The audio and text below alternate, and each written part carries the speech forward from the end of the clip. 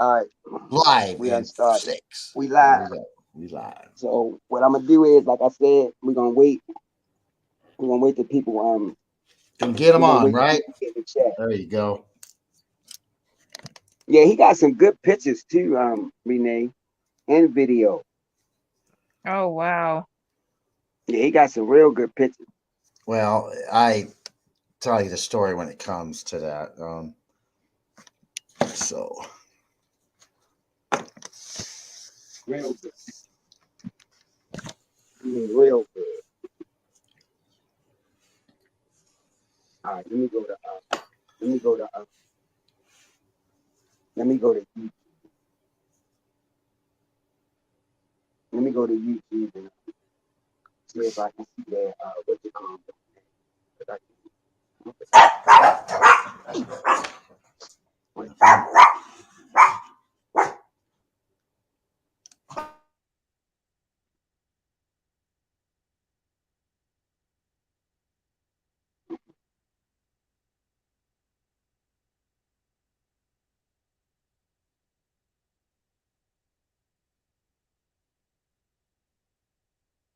All right, we're just waiting for him to waiting for him to come to the chat. All right, we're just waiting for him to come.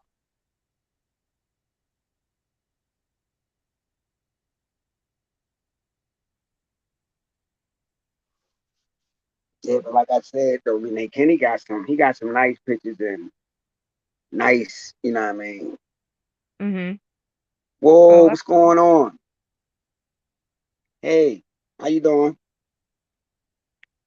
I got 2 guests on here tonight, so I'm gonna wait for some more to get some more people to get in the chat, and then we're gonna start. But they starting to come in now, so but we're gonna start at 7. Well, 5 at the 7. But we're gonna wait till people get in the chat. Carlito, how's it going, my friend?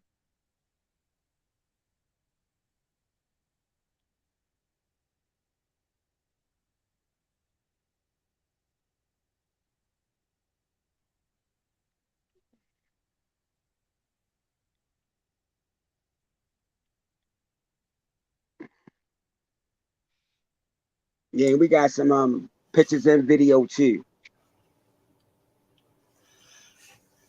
hello. Carlito, post in your group and let them know we live on stream, y'all. But we use too.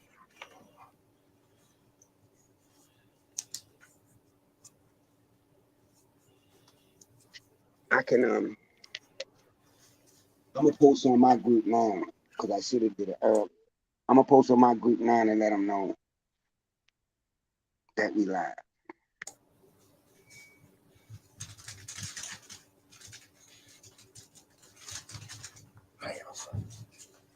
Wait a minute, I'm gonna do it now. Let them know we live on YouTube.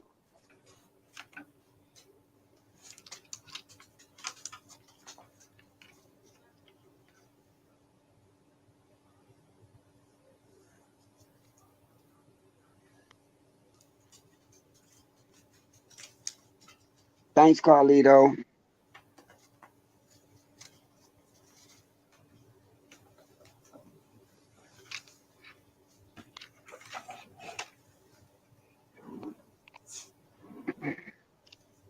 And another thing, it's gonna be cold for the next couple of days too. I mean, real cold. Y'all come in. Is it gonna be cold up there where y'all at, Renee? it has been and windy.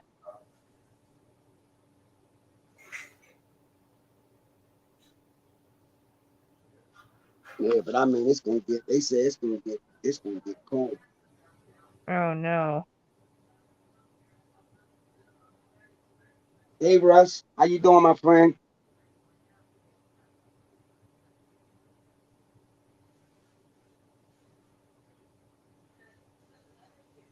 We're gonna wait for a few more people to get in. I got 2 guests tonight. I'm gonna bring one on first because that we're gonna tell a few of her encounters because she had something else to do, but she was nice enough to come on here. So, I'm grateful.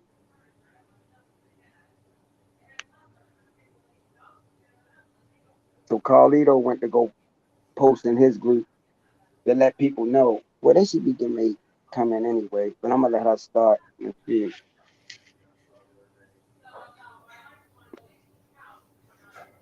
Yeah, it's cold up here, boy.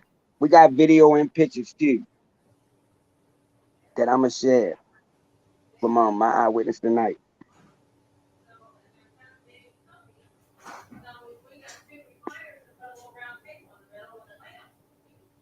Thanks, Carlito. That's what's up.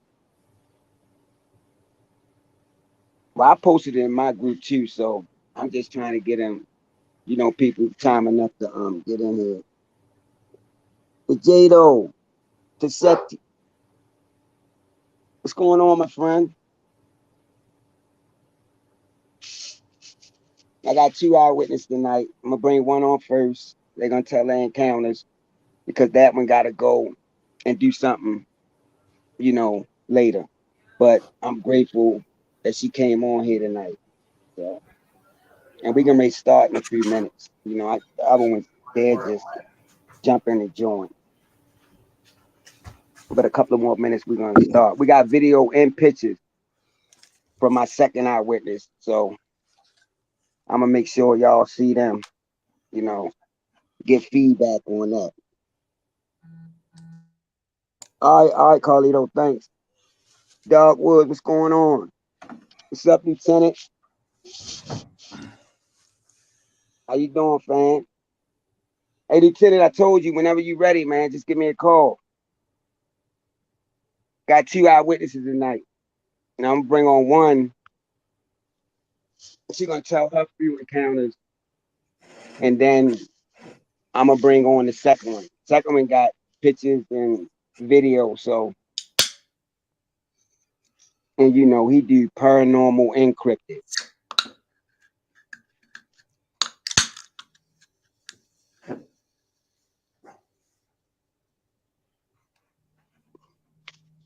You know what? I'm gonna try to do that. I'm gonna see if there's a way I can do it. All right, they're coming in now. Hey, James from Australia, what's up, my friend? All right, they coming in now. So That's right. a You're couple of more good. minutes, I'm gonna let her You've been start. live. You've been live for 8 minutes. You're doing good. I know Kenny gonna be on here, so a couple more minutes, I'm gonna let her start.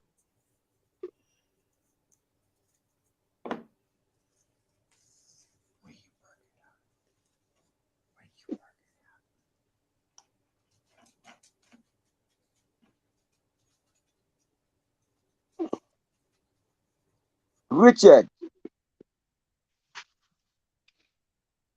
yeah.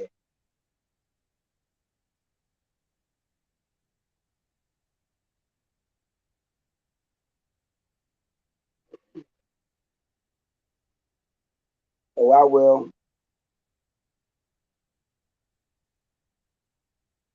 Thanks.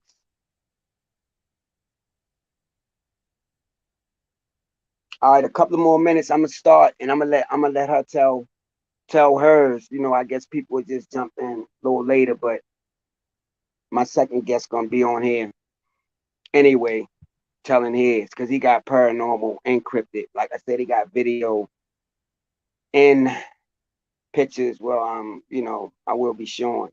So a couple of more minutes, I'm gonna start, and I'm gonna let her go on and start with hers. But thanks for the ones that tuned in, as always.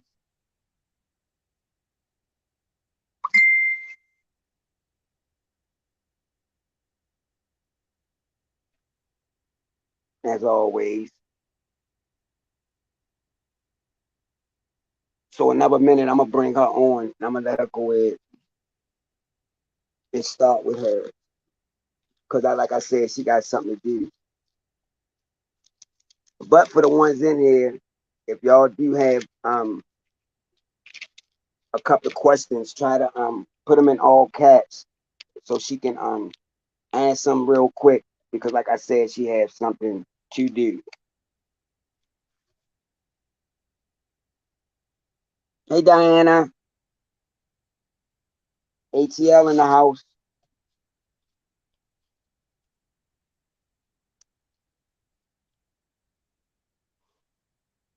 All right, all right, Renee. Yes. Can you hear me? All right, my first my first guest and eyewitness is Renee. Renee, before you start, can you give a brief little bio about yourself? Let everybody know where you coming from and how you got into cryptids or whatever, stuff like that. Okay. I am from southeastern Colorado. I'm 41 years old. I was born and raised here in this small town that I live in. And I got into cryptids, I think just like any other kid did. Grew up watching Unsolved Mysteries and um, hearing stories, reading books, Bigfoot, stuff like that. Didn't really hear about the Dogman and stuff until like recently, within the last year or two. Um, I work as a psychic medium. I think that that has a lot to do with my sightings and the sightings that my family has encountered throughout, history, I guess. Um, I don't know what else to say. Is that good? Yeah, that's definitely good. So when you say like a medium, um, I mean you like talk to spirits. Have you ever communicated with any cryptid? I believe that I have picked up on the energy of Dogman and the Rake because when I've tried to contact the Rake, I've felt like I'm being watched and I don't want to shut my eyes. Kind of like when you're a little kid and you're in the dark and you feel like something's watching you. Like I got that sensation and I kind of felt like I was maybe summoning something that I shouldn't be. So I had to start praying and I stopped. So I don't do that anymore. Um, Now with the dog man, when I do that, I get clear images in my head of the different types. And I've had them in my dreams where I see them like out in the forest and they'll stop and they'll look at me. And I mean, of course, they look like animals, but there's like a human sense in their eyes, it's like looking at a human. So Okay, that's kind of the connection I was able to make with Cryptid was the dogman and the rake. okay, I got you.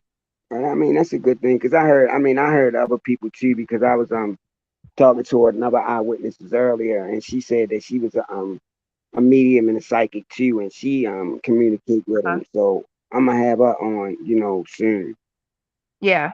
So all right, Renee, I ain't gonna hold you up.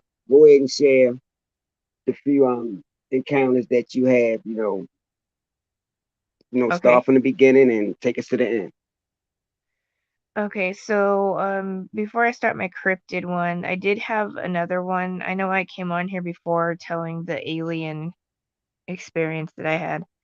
Um, but I left out one where my mom and I were driving down the highway and we were coming off of the highway into town and there was like a fog over town.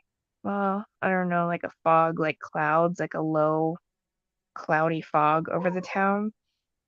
And we just kind of happened to glance up simultaneously to see these lights. They came out of the clouds. They like green I want to say like green and red, came out of that fog and then went back up. There was more than one. I mean, we never saw like anything else. Like it wasn't a spaceship or anything. They were just lights that came out. And I, you know, assume it had something to do with aliens. I didn't feel like it was paranormal. But just the way that it came out from came from above, out of the fog, and then went right back up. Both of them. And that's all with that. We just kind of looked at each other like, did you see that? Yep. Didn't say anything else. Didn't experience anything else with that. But that was around the time that I had that other experience that I had told the last time that I came on here.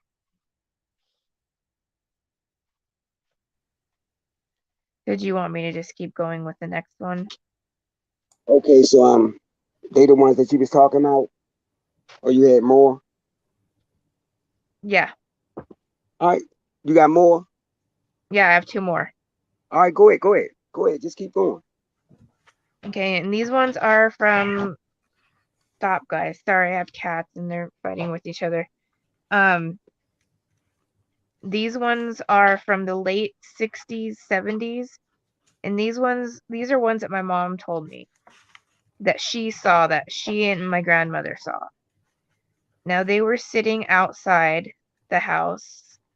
She says it was about 3 or 4 in the morning because they were waiting for my mom's older brother to come home because I guess they were teenagers, so teenagers stay out late, whatever.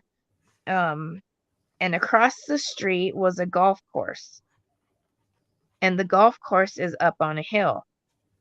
And on this hill, there were like pine trees, like the kind you see in the forest. And she said that there was this tall, and it looked big, like thick. She said the best way to describe it would be like a Bigfoot figure. She says, and it was as tall as the trees.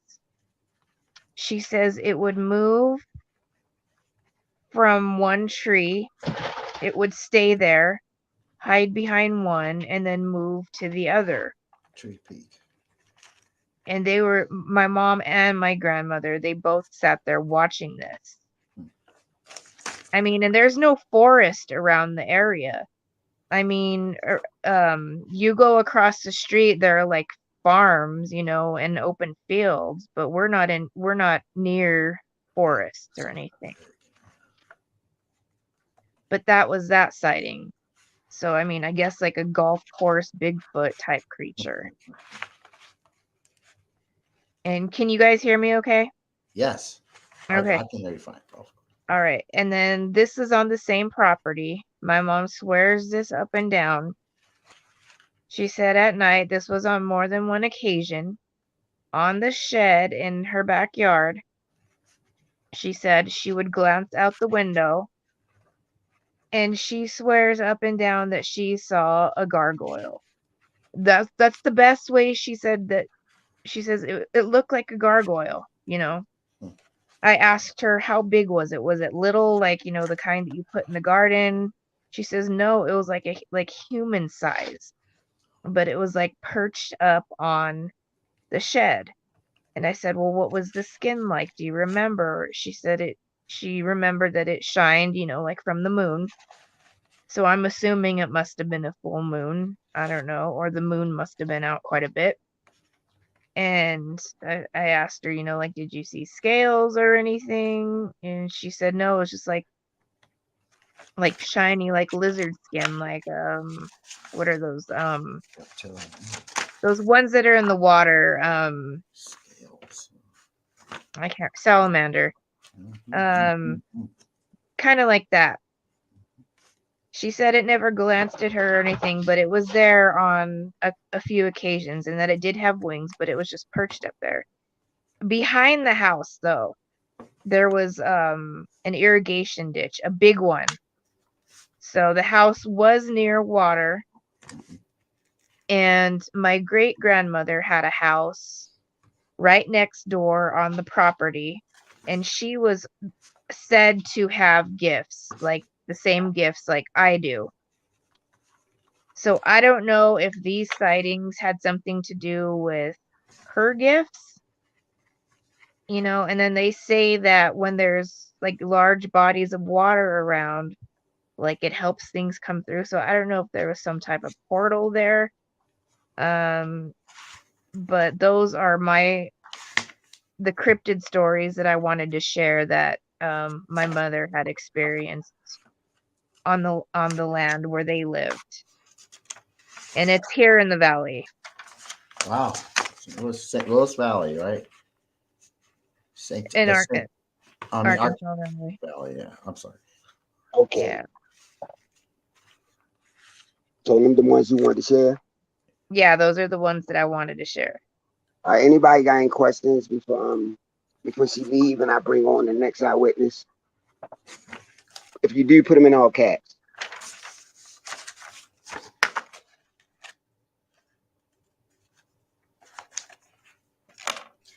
Oh, somebody wanted to know, have you received any gifts from any of these cryptids? Have I received any gifts from the cryptids? Yeah, yeah. Like what kind of gifts?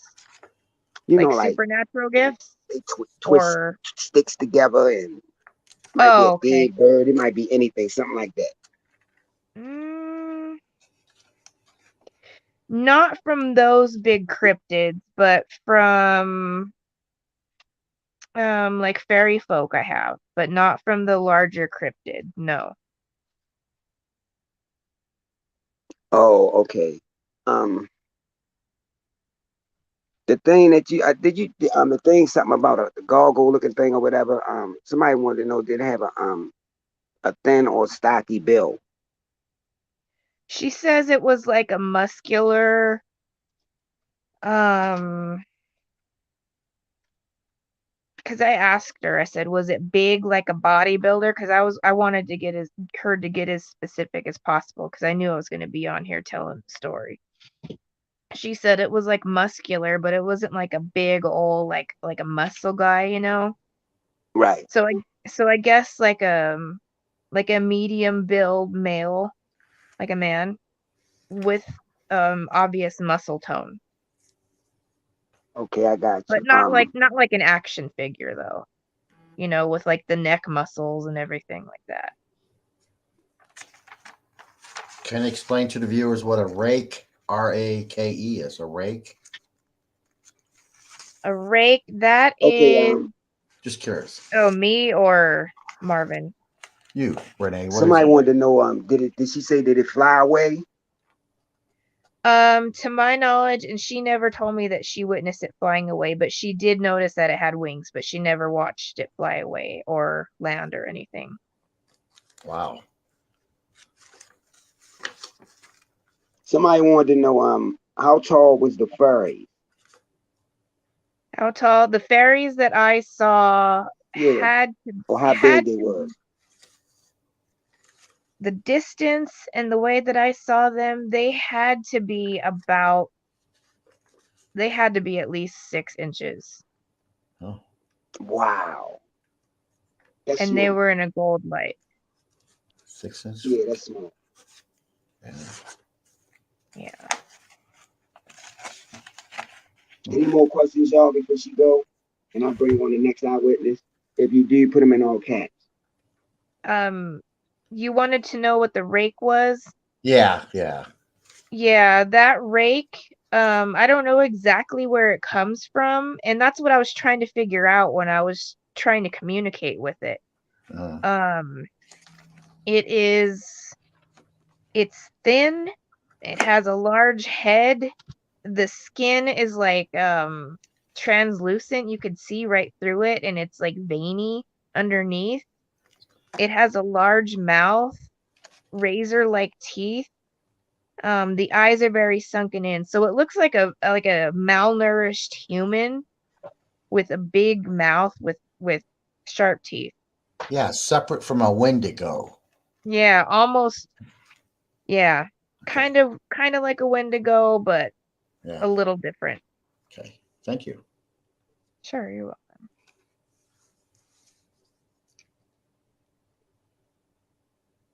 Somebody wanted to know. I know you. I know you talk about the portal in your house. Oh, hold on, People I can show. hardly hear you. It's like fuzzy. Um, somebody somebody wanted to know how many of these things that you have seen like on your property. If you could say a number, how many different types of creatures, if you want to call them, that you have seen on your property. On my property now, Or before when you was having all this, interaction with them. okay, so The fairies and what else was there? fairies The would be Bigfoot. one. The Bigfoot, you Um, said. that Bigfoot was mom's. So on that property, it was the Bigfoot, the gargoyles, and then whatever thing used to come out of the bushes and light my grandpa's cigarettes. I don't know what that was. Oh wow. Wow. Um, Grandpa. yeah, He said some grab the lady, cigarettes. yeah, Yes. some lady used to come out of the trees or bushes by the ditch and light his cigarette. So I don't know Wow. if that was La Llorona or what. I don't know. Folktale. Um, I'll be back. Yeah. Somebody want to know yeah. if you can tell Renee, is the rake spirit or flesh? Like that. Is it spirit? I no, Or I think it flesh. I feel like it's a flesh being from another dimension. And I feel like if you call for it or think about it, that it's very dangerous because somehow I think that it communicates telepathically and just the fact that me thinking about it, and see I'm getting like the chills right now. Mm. Um like I don't know if that's for everybody or if it's just for me because I communicate Right. with spirit all the time. Um, I would say don't ever try to communicate with it unless you're going to protect yourself and you have knowledge of how to protect yourself, or just Right. don't go looking for it because I don't Absolutely. get a good vibe from it. I have a feeling that there's I no don't think nobody reasoning. get a good vibe from. This could probably gonna be the last question because I know you gotta go. Somebody want to know: have you ever seen reptilians or cat people? Nice question. Um, I've never seen cat people, Reptilians or cat people? and I had always wondered if that thing in my basement, that Gorgon, was a reptilian. Yeah, I was Um, wondering that too. so I don't know. Possibly, but other than um that one encounter with that thing with the snake hair, no, I don't believe so, but I do believe in them. And I've seen people, and this is honest to God, when I've talked to people before and they have slits for eyes. So I don't know if that is a demon spirit coming through or if it is a reptilian person. I don't know. I've just started seeing them. And I see this with my physical eyes, not my spirit eyes, my physical eyes. I've started Right. seeing them a lot more. Okay. Um, like I said, Renee, I know you gotta go, and I just want to thank you for coming on and sharing that with us. Sure. But I know when you have more time, I know you'll come on and tell us more. So Yeah, not gonna definitely. And hold I'll you up no come back. longer. Just want to say thank you for coming on, as You're always. welcome. Thanks, Renee. You're welcome. I'll come back and listen to the show. I want to see pictures. Okay. Okay. All All right. Good night. right. Good night, Bye-bye. Renee. Good All right. night. Bye. Bye. All Bye. right.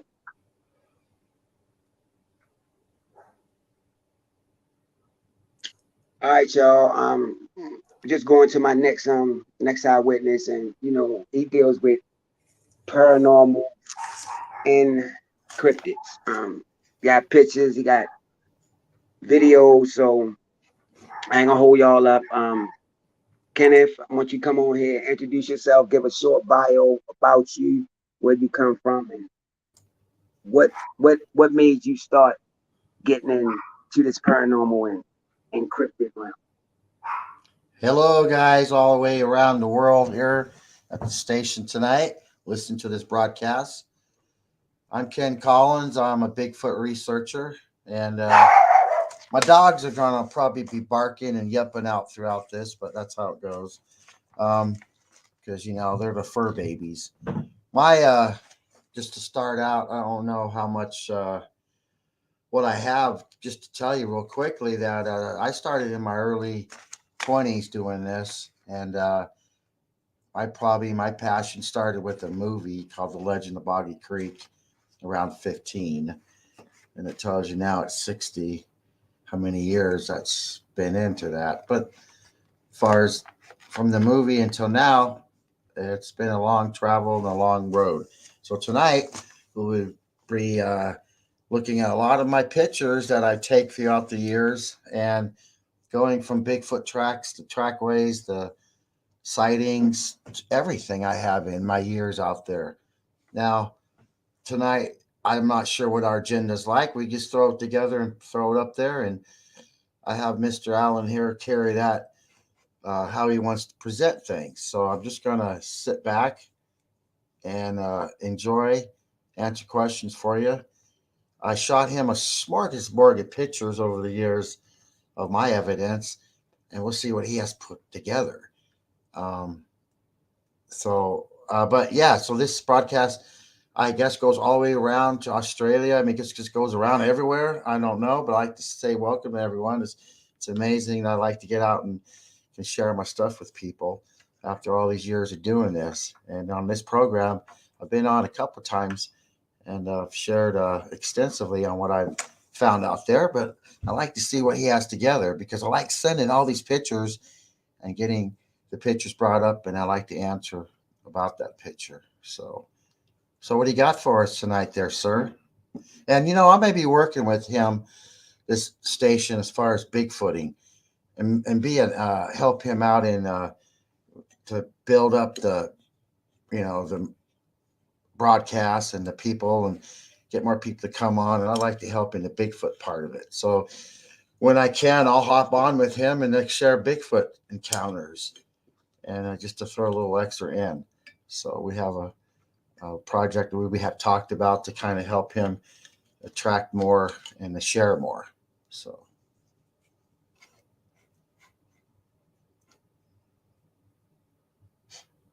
still with us there, sir? Okay, well, so when I started, like I said, in Estes, in a little town in Nebraska, I had a chance at about 15 to go to a movie, and the movie was either The Legend of Boggy Creek or Planet of the Apes. Well, there was four of us that went that night, and three of them went to go see the Planet of the Apes, and I went to go see The Legend of Boggy Creek. Well, I didn't realize after seeing that movie how the impact would be. That night when we got out of the movie, though, all the three were walking around town like monkeys and chimpanzees. I walked around like in shock. I was like, "What did I just see? What was that?" And one day I'm going to find out what it is. And so it seeded me, and I didn't realize then what today, where I'm at, that was my destiny at that moment. And so that night of after that, and we shortly moved to Colorado, and I had a chance to come up to the Rocky Mountains, um, And into my 20s, probably 25 or so, really got into what we would call woodsies. There'd be a bunch of us go out into the Colorado woods.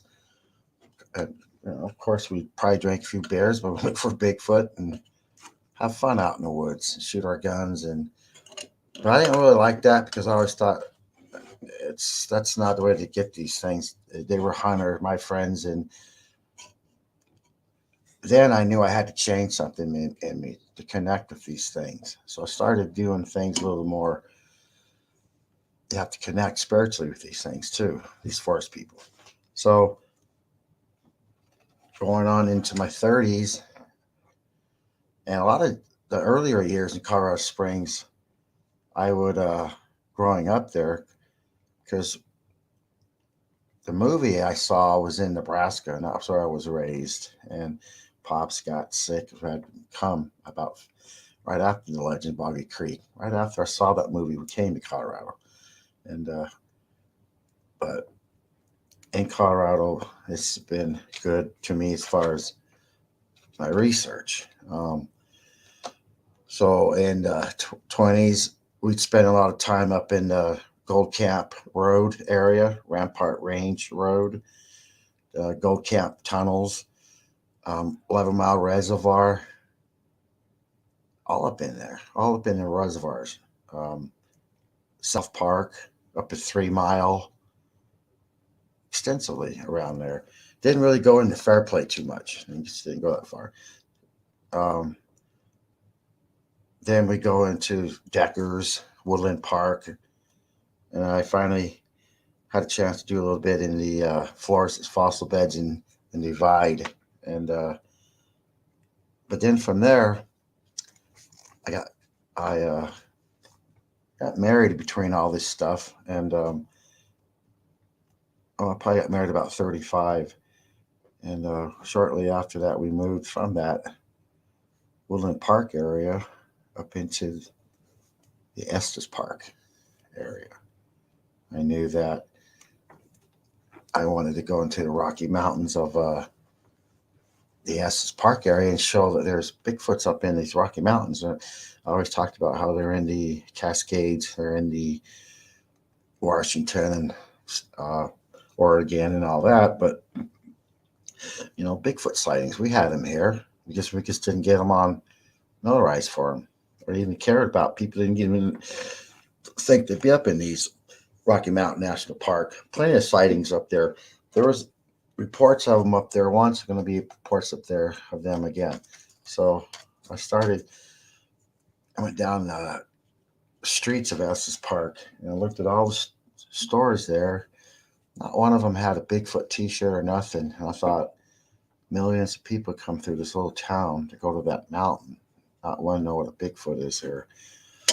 So I got in a station and had a Bigfoot wall.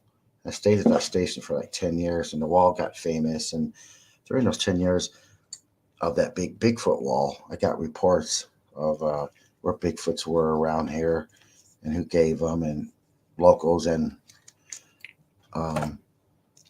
I said to myself, man, I'm going to have an event here. So I went ahead and had an event, and it was pretty good. We had it at a local little motel kind of place, and that was all right. Actually, the event coordinator, her name's Sherry. She came to me, and we had this. I thought, wow, I'll have another one. So I actually did 2 more events. I did about 3 events in Estes. Finally, I think Chamber of Commerce looked and said, man, that might be something there. Have a Bigfoot event, like what Kenny's doing.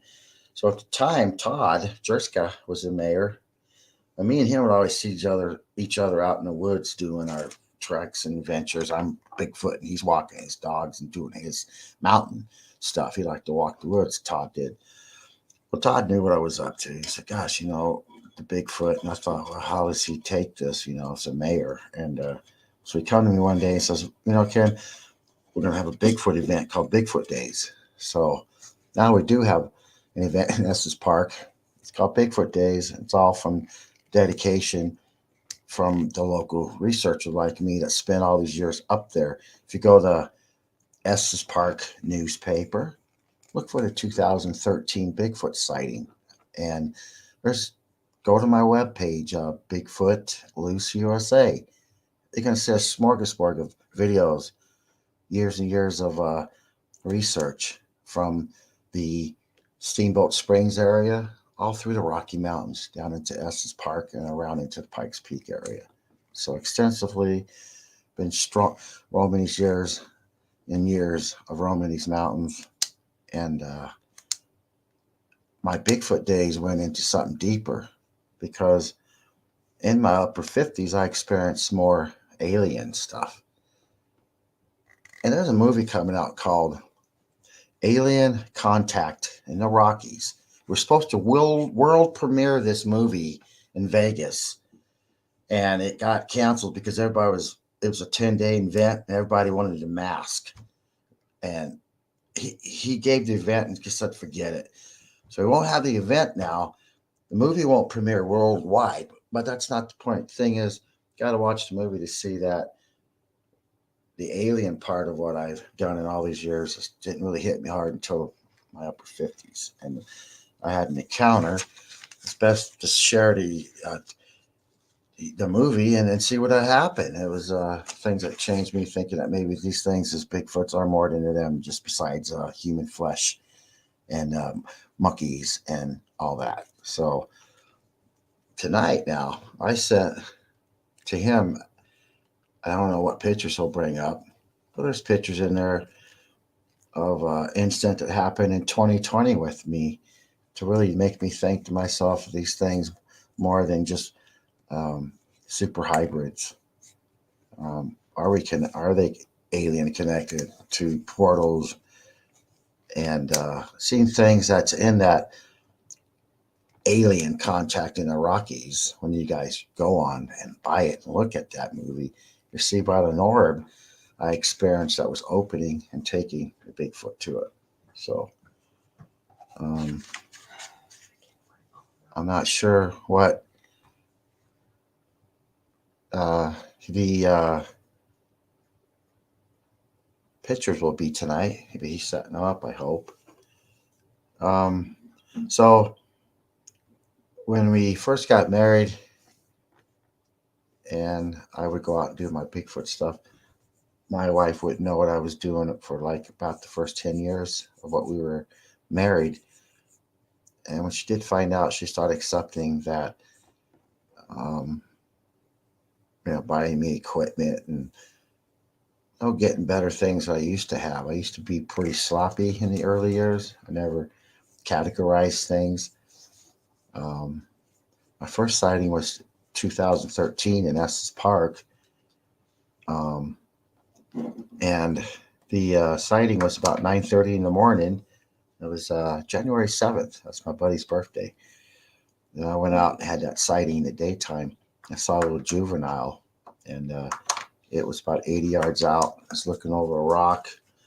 It had his nose like this. I could barely see his nose and his eyes. That was the first sighting. And then shortly after that was the second sighting in that same area. That would be 12 in the afternoon around.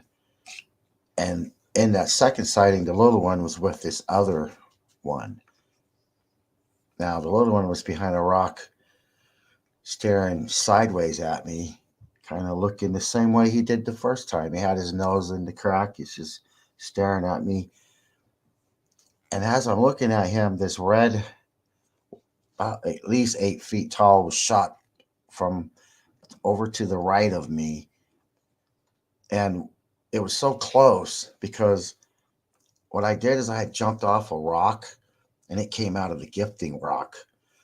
And it was a rock that we put gifts on and stuff. It came behind that. And if I show the rock to you, it's completely flat like this on the one end. So you could hide right. It's right there perfectly. I mean, it's just flat like this. And I put the gifts up on here.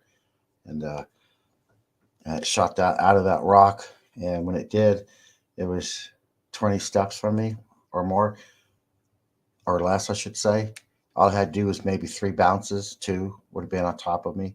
But when it turned around and looked at me, I saw what it looked like. It was sick. and scrangey hair, and the eyes were somewhat recessed in the forehead with the chin and bulging, and then the hair was straggly. But when it turned and looked at me, it was a look of disgust and contempt. I think it was disgusted with me because I was in the area. I was in the area for 3 months. Um,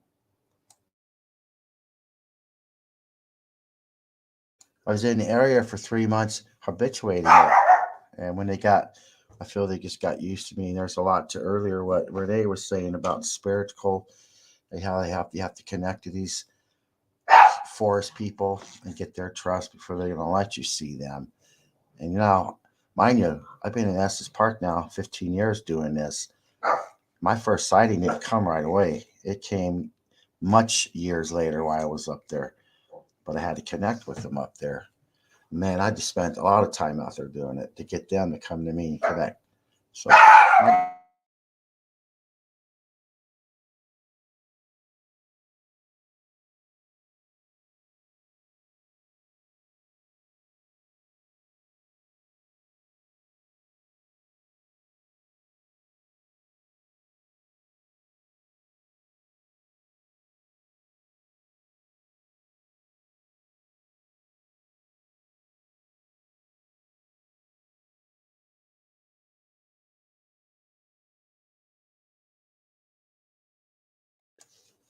okay, we're on mute.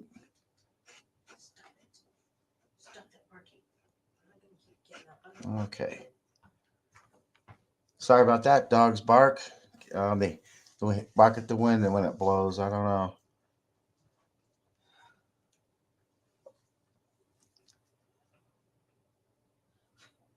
So I also have in the Rocky Mountains seen the dog man.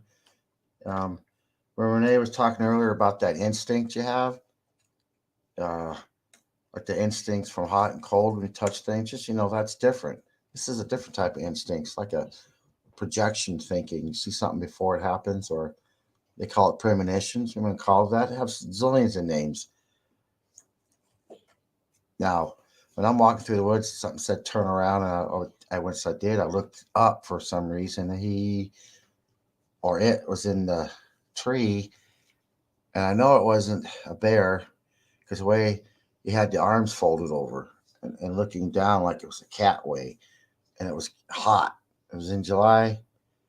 He's looking down, and it was in a position where, because I'm walking and it has his back to me, I have his back to it before I turn. It was in a pounce position. It just would have went on my back. But when I turned, it stopped, and I stopped it from even jumping. It just stopped right, just looked at me, and I thought that's a dog man. And I thought, or a dog is doggish. The ears were different, and the snout was long. It wasn't a bear. It wasn't a black bear. It was. There's no way it would sit on it like that. And all my instinct says turn and go away. And it said don't even just go. Oh, just don't even try to. And I went away like just go. That's what my thoughts were. Just get away from it. And then I have a trail cam picture of an area, and I don't like putting trail cams up because it's stupid. It's trail cams are going to ruin everything. So I put one up for a year one time up in these mountains, and came back and got nothing for a year worth of nothing on it. So, but this trail cam got a picture of it. This dog man, it looked like a gorilla, and the sagittal crest is so smushed down and flat right up here. Looks like a gorilla, and it's on a trail cam, a shot. And I thought, well, that's a pretty good trail cam shot. And I've also got a alien picture that I could talk about on a trail cam too, that I set up behind my truck, and it came in one night. And that's a long story to that.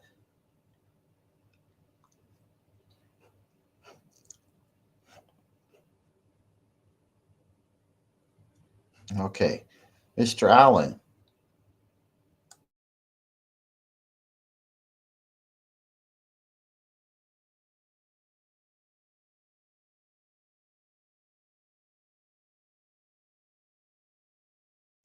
Well, hopefully he's setting up pictures right now.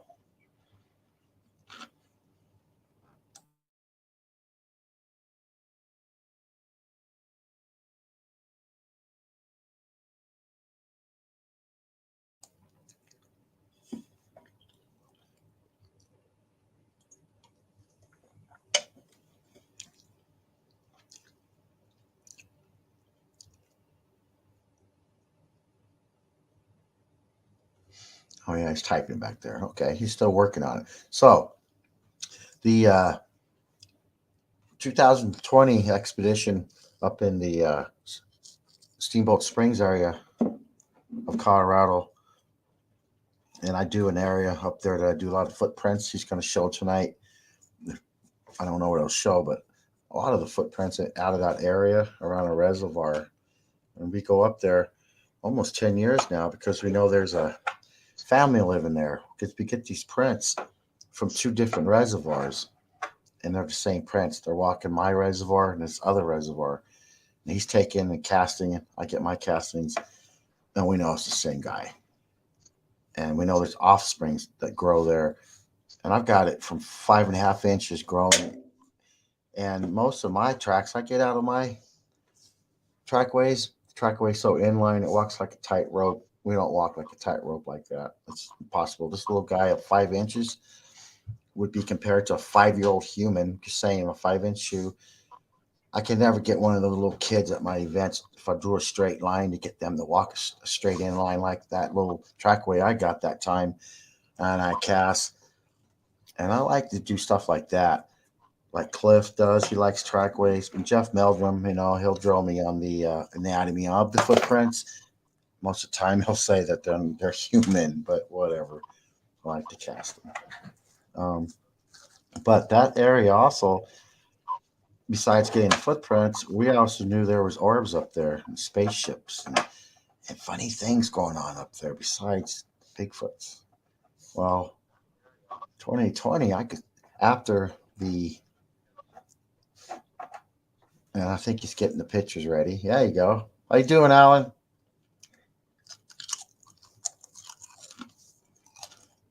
Oh, I can see him. You're on mute. Wait a minute, let me get this picture up here. There you go, I'm gonna bro. start showing some of these pictures if I can get them up here. I'm You gotta trying go to up. get up. Hmm.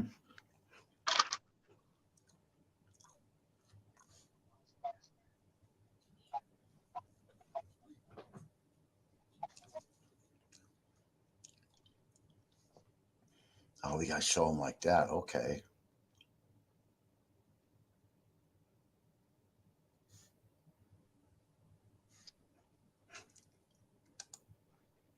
There we go. There you go. Okay, that one. See up top there, the toes, and I thought that was that's one of my Dogman prints. It kind of goes down through here, comes around here. You see the toes there?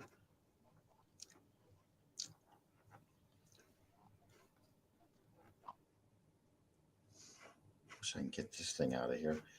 How do I get this? Dark Woods Cryptid Project.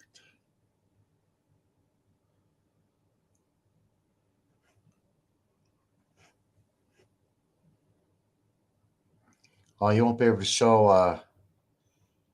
You won't be able to show that spaceship video very well tonight. Yeah.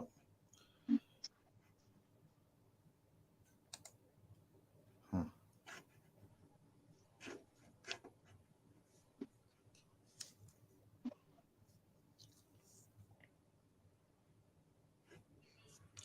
Yeah, Alan. Can you hear me?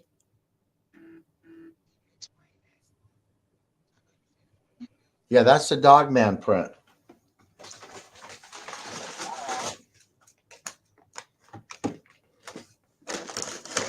Turn up the volume here. I'm gonna go through it. I know you said anyway. I won't go through this video.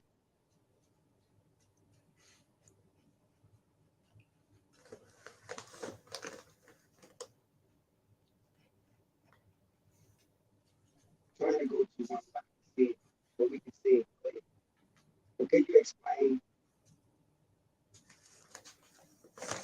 bandwidth? Bandwidth?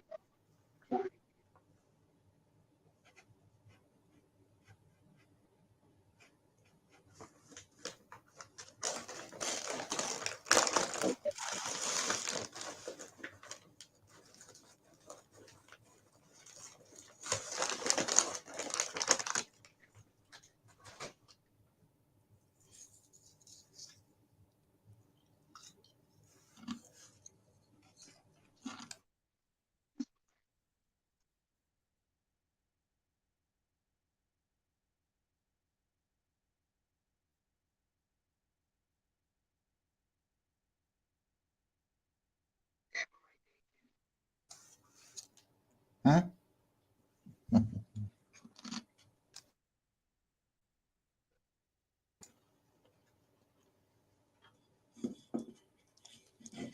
Can you flip it around?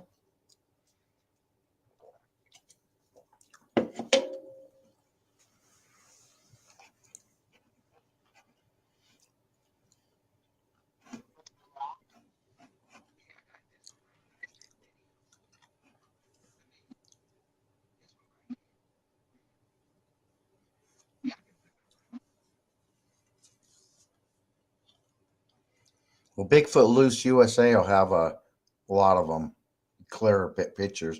That's the one. That is the little one looking around the corner at me, but you can't see it. I I'm thought trying he'd to have. see how I can wait a minute, hold on. I'm trying to see how can I just post it on there? Yeah, there you go. Wait a minute.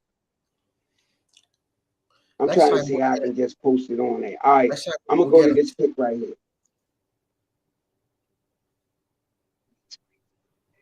There you go. That's the dog man, bro. That's the one guy's up in the tree. Exactly. Now you keep it right there, Mr. Allen. There's the eyes right here, and here's his ears. See how they are? And then his snout's way the heck down here, like a little the mouth right there. Now it's a bear. No, bear wasn't sitting on the branch like that, staring down at me in a pounce position with the arms folded, kind of like I'm hot, like a panther or a mountain lion sitting on a hill or a side of a cliff, and he would have his paws over like that. But that's very good, Mr. Allen. That would be the one that I walked by thinking, turn around. And when I did, the instinct was to look up, and there it is, looking at me in that position where my back was to it enough to where if it would have took me out, I wouldn't have known because it had my back. Okay. Now I'm gonna go to some of these cause you got some good. I want to go to this other print that I seen. Trying to find it. That's okay. We're gonna get it to where we can get a file up there, and you can drag it in, and it should pop up then maybe on this somewhere in here.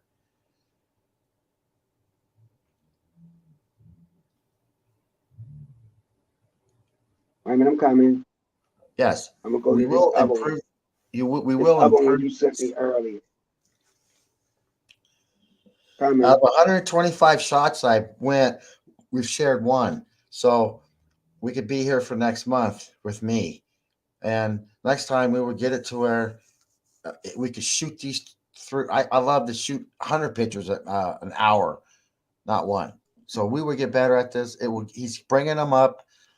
He's still working on the process, but there's so much more. There's always other times, and I'm in my living room holding my wife up from watching TV, so I'm in trouble already. Because if you lickety boom, get them through. What's the next one? Okay, Mr. Allen.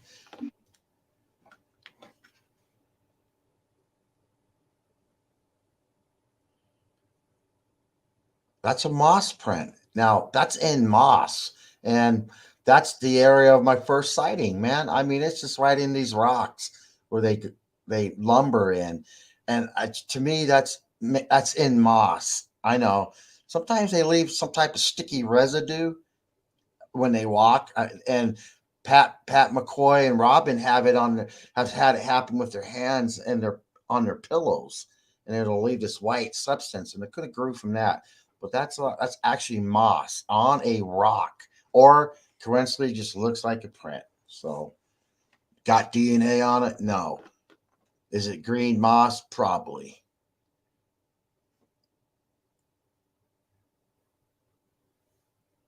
And in that area of that first sighting, the branches one grew like or kind of like a brick.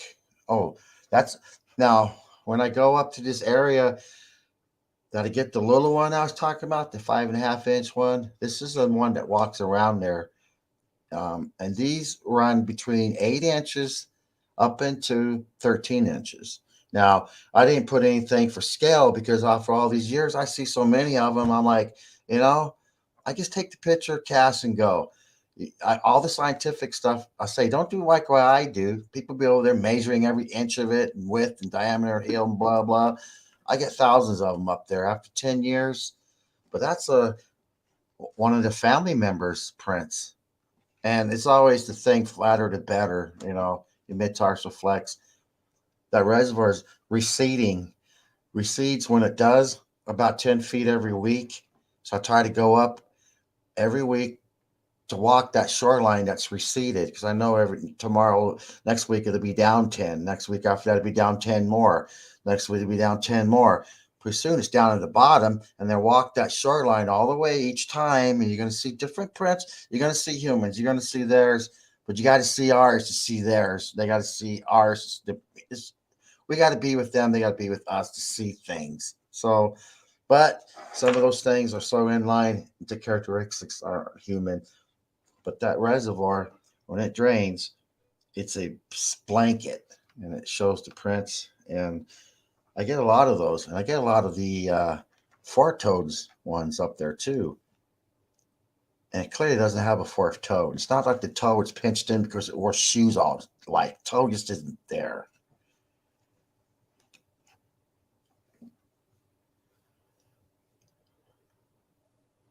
If I can get this bar off, go a little higher up there, sir. Cannot.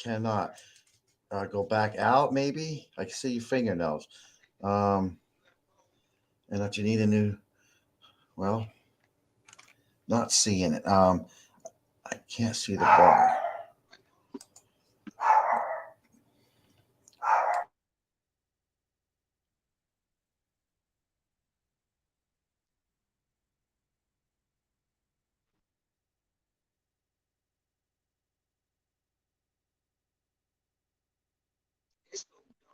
This the one of the UFO over top of the house. Can't really quit.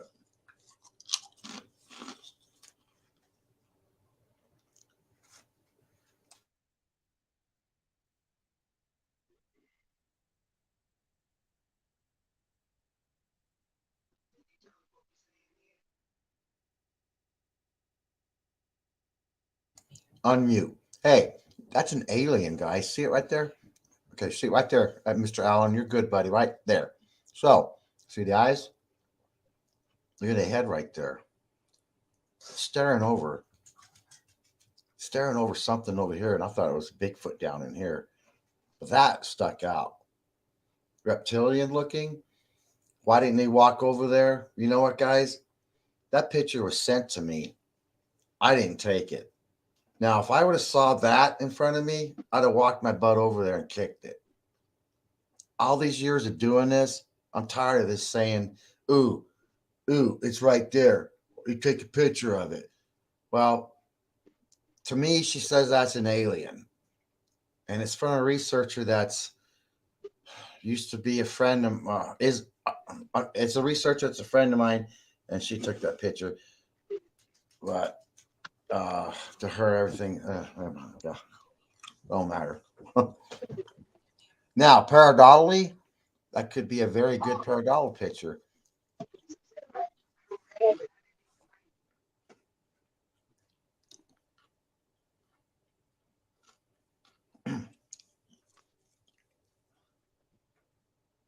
Wait a minute, I'm coming. I know.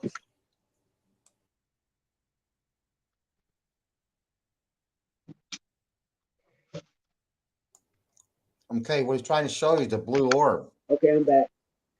Let's see.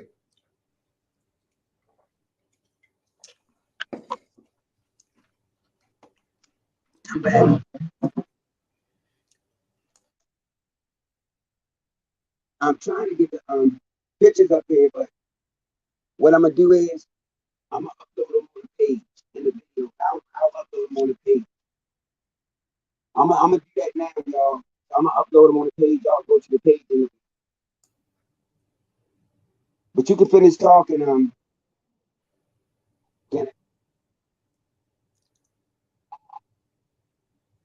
So the I'm gonna upload them The alien contact in to the the group Rockies. now. It's going to come out in March, and it'll feature an orb, a blue orb, and an orb opening. And in the area is a young juvenile Bigfoot running to the orb, going down on all fours, disappearing. And that's going to be in that movie. Along in the movie is going to be an area in Estes Park where we think there was a portal that was opening. And these little creatures were coming out and eating on a carcass. And I did an investigation on the carcass. So we're excited to have that alien contact with the Rockies coming out. Also, those guys who did that did they do a Bigfoot movies and documentaries. Y'all can go to the page and check them out.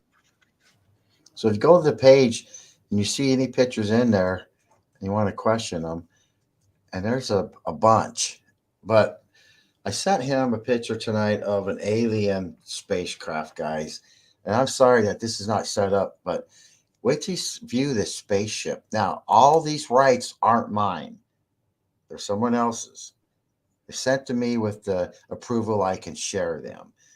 So, a little bit of the history. This is a son-in-law of my friend. He took the video of this craft over their house. And if you see one of the still shots, you will see it, an acorn looking ship. And you're just going to see what Robin or what Renee said earlier about the colors. There's a yellow and I think a red light in there. And that's amazing to me. But this person that has this spaceship, she's a psychic. She speaks with Bigfoots, and she's the kind of lady who has a strong connection to these things. And she's had a connection to these things for a lot of years. And you can see stuff like this, like it shows you that she probably does have some stuff going on in her land. She always told me, and she sends me this, says we'll come down, and I'm like, I don't know about that. That's crazy.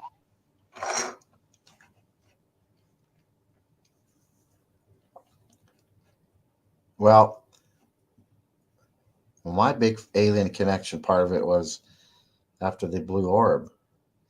A month later, I go to the area where we was talking about that footprint, and I do 3 weeks of investigating by myself.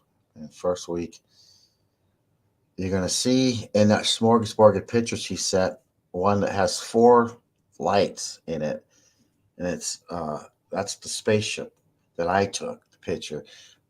Tonight, I don't know what, but anyways, that if you find a in there Y'all can with go to the 4 page and check them looks out. like 4 I'll orbs. put them on there Looks like now. 4 orbs. That's the spaceship of my spaceship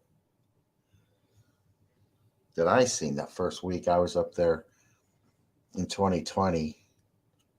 Yeah, 2020 I was up there doing a 3 week thing. Yeah. So first week was the spaceship. The second week I talked about the alien on the trail cam. Got that one. He's up there. That third week I got a 13.5 inch footprint up there in this area.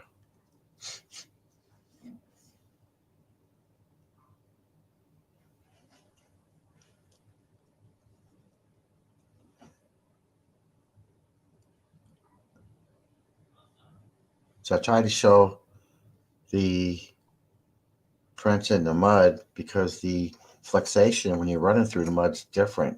The mid-tarsal flex that Jeff Meldrum talks about.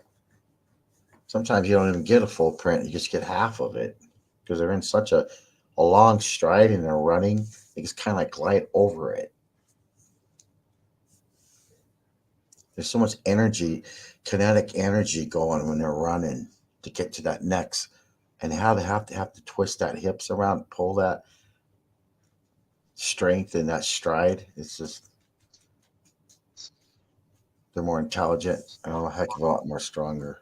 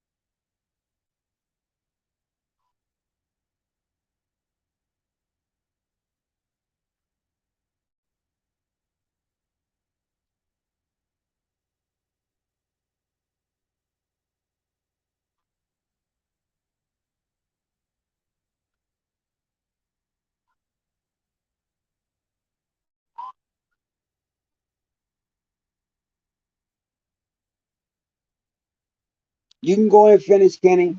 I'm just putting them on the I'm putting them on the page,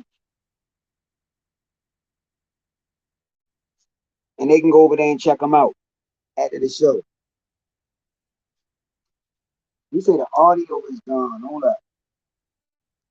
Wait a minute. Hold on.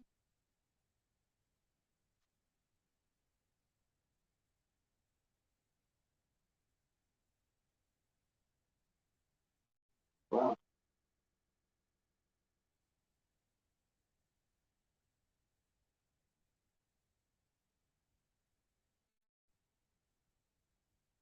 wait a minute.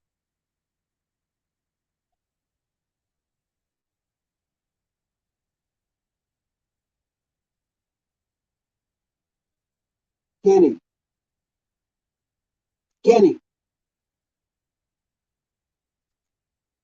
Kenny, Yeah, go ahead, sir. Kenny. Yes. Yeah, we're here, buddy. Yeah. Can you hear me? Yeah. Uh-huh. All right, because they were saying they couldn't hear you at first. Okay.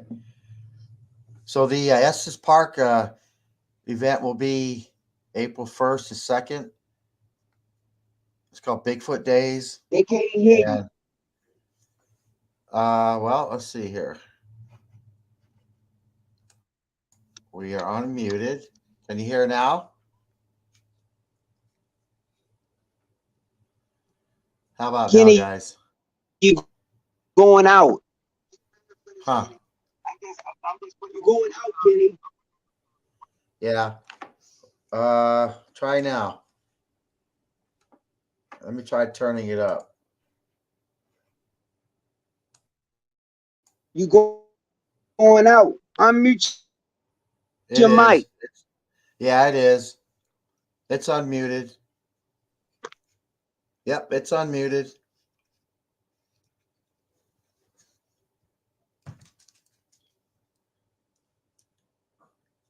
Okay. Can you hear me now, guys? Mm, Yeah, we didn't touch we on nothing. here now. Nope, didn't touch nothing. Should be on. Unmute your mic, Kenny. I did. It's unmuted. It is.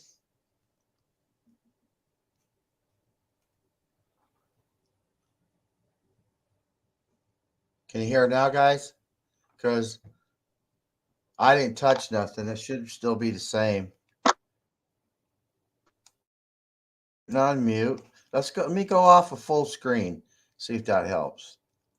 Now can you hear, guys?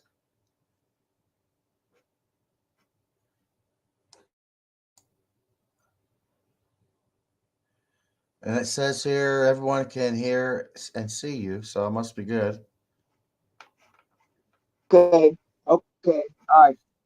There we go. But like I said, I uploaded some on Okay. the page. Y'all can go over there and check them out. I got a lot of them, so I wasn't gonna upload all of them at one time. So I have a few days to put some up, and we're gonna do it like that. All right. Hey, Nuke, I want you to tell me what you think about some of them too, because I like your input. Oh yeah.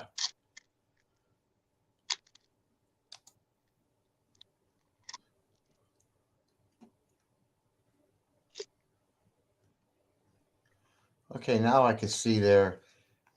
Okay. I see the comment. Okay. Hey, Kenny, you're gonna have to talk up. Yeah, okay. I'm trying to give me something to look at. What are we looking at? Turn this up. Okay. Speakers are up. Up all the way, guys. Can y'all Can hear you me now? Yeah.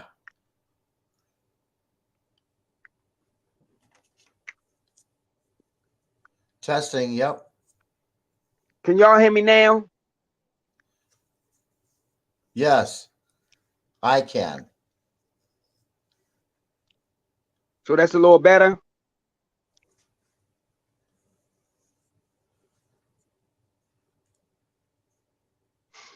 All right, can y'all hear me now though? Right. It's okay, Diane. Can you hear my dogs?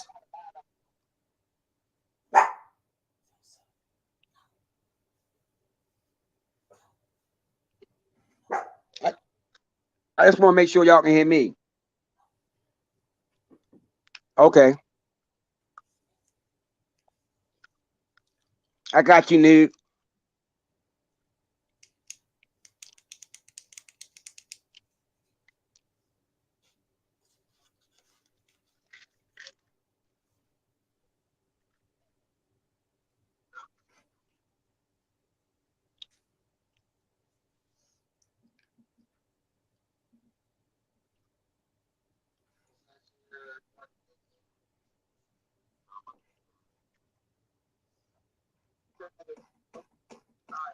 Yeah, they said they can hear both of us.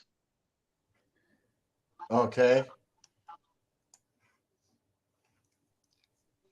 So if you're in the Colorado area, I was talking about Estes Park, Bigfoot Days. They say they can hear both of us. Good. Now, pictures.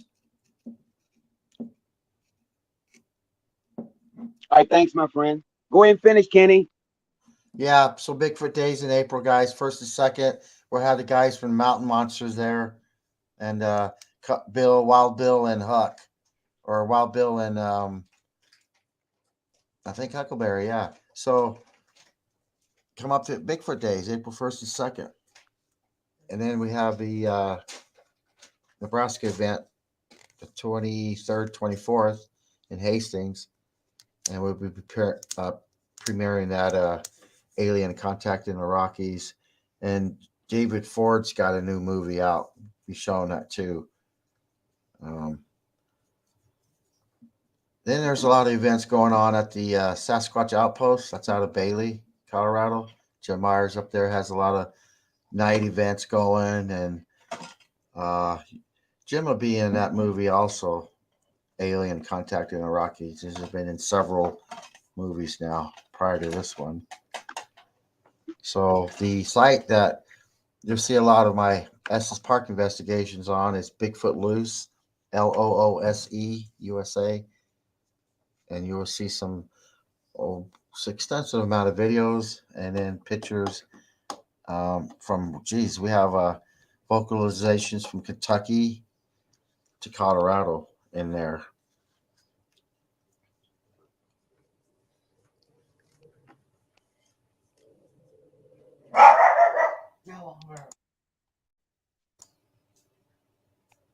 Okay. There go the Doug again trying to tell his encounter.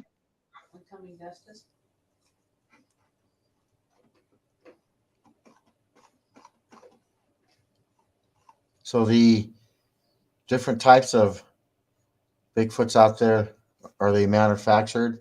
You guys are talking about the dog man, the dove man, the rabbit man, the goat man. So all these different types of creatures out there, are they manufactured?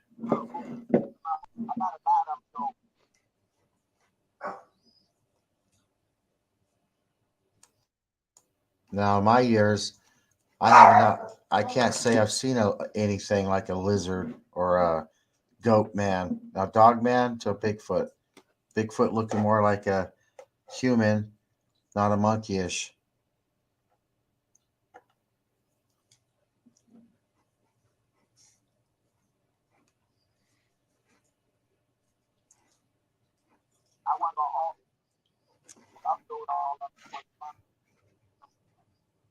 You get that mic back up.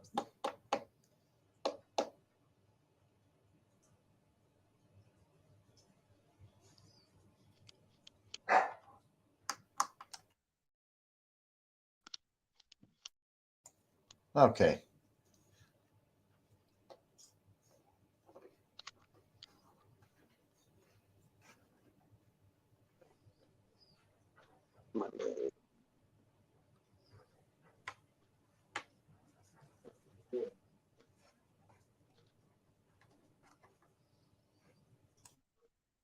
Mm-mm.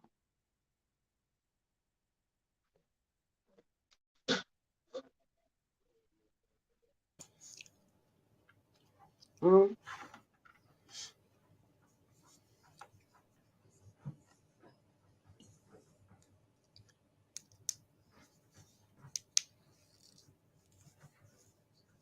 The first Bigfoot encounter in Estes Park area was in '86. The local family called them McCormicks, and their dad, he didn't coin it Bigfoot. We didn't want to coin it that. He just, but what he described it was, it was a Bigfoot, and that was probably one of the most earliest reports that I could find in the papers that's logged. That would mention big Estes Park and a Bigfoot down in the Storm Mountain area, just below Glenhaven. We had good years in Glenhaven. We had an area where we got a sighting, vocalizations, prints, and then the government comes in and builds a gate and said, "Get out of here. I don't want you guys in here doing this." And so we can't stop us, but they can deter us. That's just all it was. But we gave up about a 2-year stretch down there. Um, and that was, but the area was first sighted by my two friends from Italy, saw it, and that began the drive to stay down there. And once we did, we got footprints, and then we got a vocalization. And one night I went down there, and it was just before dark, and one of the trees was shaking really bad, but there was no wind. All the other trees were, and I could hear this something crawling out of the tree, breaking the branches. And as it hit the ground, I could hear it running. I knew what it was. So I start running sideways, trying to counter it. And it got to a spot where I could turn and take the picture. When I did, it looked like Bruce Jenner, but Caitlyn Jenner, which is a little hair flowing. It was long hair. And I call it Elvis. And it was just running past. And I took the picture. You can see my hand. It was like that. Like that. Take the picture. I think, oh my God, ran up the hill and over this rock where no man could ever even crawl over that rock. It was just I don't know how it got up that rocky ravine like it did. Um, but that same area, two BFRO researchers come and they're there one night just before dark. They see it on a thermo, so they call me and said they left the area because they got freaked out. They left because there's two of them. So I go back up there. This is about 10 o'clock now at night. So I pull in and I roll down my window, I'm trying to get adjusted to leave, to get out. Because if you think you can just jump right out, whatever, I had to get slacked up enough to kind of, and as I got my window down, I could hear it crunching.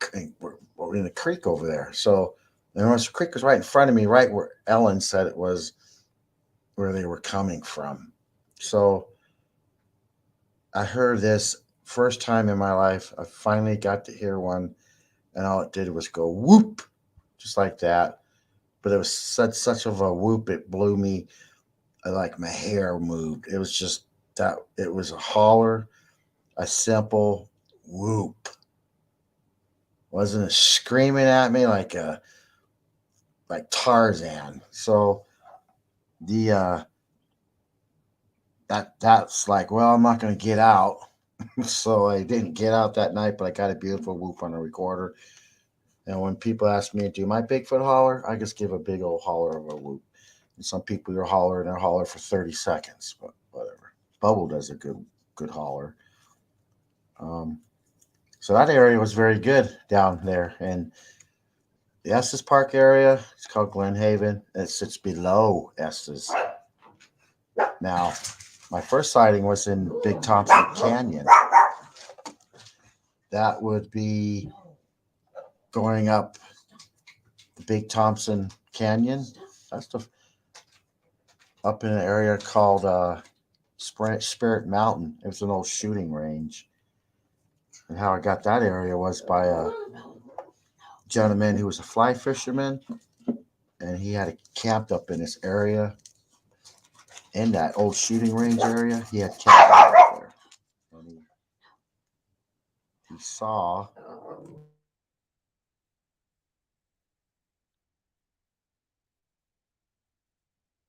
So go on that Estes Park News 2013 sighting. You see that first one I saw. That's like in the 4 to 5 mile range from Estes Park.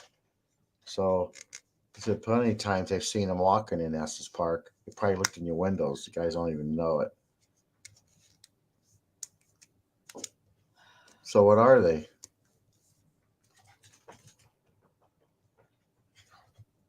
Urban Bigfoots. Do they travel like Robert, you nomads? freezing up. Still good? Robert. So I can see the questions. If there's any comments, I'll see them. But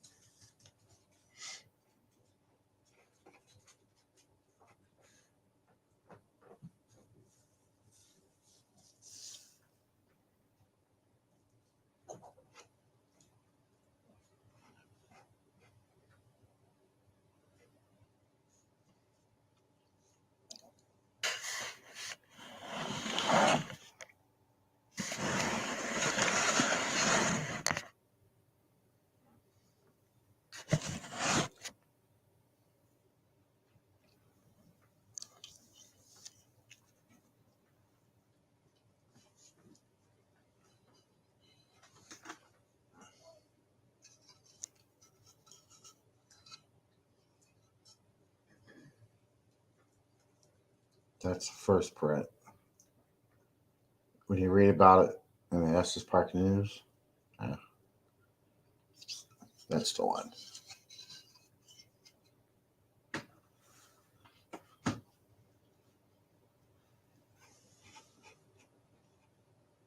Mr. Allen, how's it going?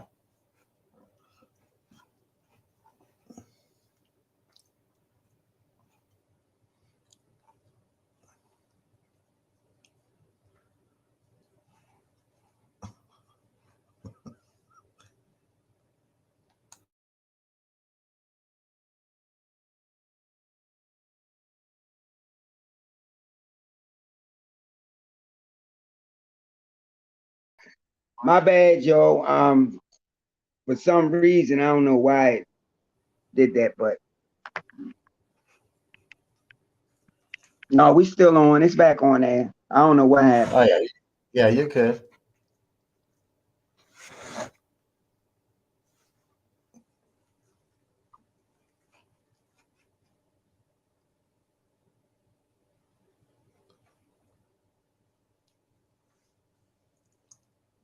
All right, Lieutenant.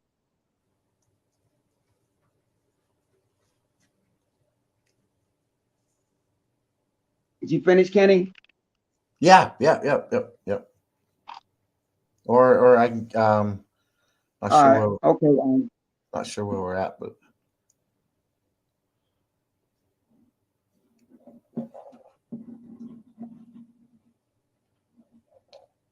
so the red Bigfoot, the second one I saw, I had a name for it called Mahalaha, and met a lady who says she could talk to these forest people through. They talked to her, she could talk to them, and I thought, well, you know, I do have a connection with them too, but I can't say I can sit there and have a full conversation with them. So, but I asked that lady, well, if you could do all this that you say, what was the name of the second Bigfoot I saw in my second sighting? What was the name of the big red one? And she said Mahalaha. And I just thought, how do you know that unless you can connect with these things? So I said, spell it. She spelled it and just left the H out. Or at the end, she put an H. I don't do that. I put an A. Mahalaha. There you go. So I thought, wow, it's pretty neat. So me and this lady connected. Now, if you guys see those pictures of that spaceship, that's her property. So you're going to see the acorn looking one, the ones with the three color lights. And that's just recently. That's within probably 2 weeks of her flying over her property. She's not, that's the one that's said the name of my Bigfoot. And I couldn't say nothing for 3 days. I just blew away. I thought I don't post that a lot on sites. How does she know this? And she sent me that Bigfoot or that UFO picture you guys will see tonight. Now, Alan needs to bring her on. He might have had her on. Is Robin McCrae. Those are her rights. That's her, not mine. They're hers. Oh yeah, absolutely. I had her on. I tried to contact her earlier tonight, but Well, that's she was busy. So yeah, I definitely want to get her back on. well, that's Robin's stuff. Me and her are friends, and she allowed me to share that. Um, Now I might have shared too much, or I don't know, but those were sent to me. She trusts me, and I don't think she'd mind if what I did tonight to show that I've never seen nothing like that. That one looks like a little acorn, and they were talking about that on TV the other night about the acorn shaped ones. I thought, shit, that's back in the '60s and stuff. I thought, Right, and you got one that I didn't post yet on the group, but I'm gonna post it. It looks like a little small alien. He you took the picture and it's up high. I'm gonna upload it on the page though, but it's a good clear picture. You can see the facial features and everything. that might be one that there's the Stanley Motel in Estes standing out one day. My son-in-law took the picture of through this window, and there's freaking ghosts looking out. I don't know which one he's talking about, but you're gonna see one of the Stanley Hotel, and in that corner of that room, I've got another one. or that's documented. That's the same freaking wing, same corner. They have one documented inside the motel. This picture of one, and then he gets one day, and it looks like it's moaning, and the eyes are. It's just this is daytime, so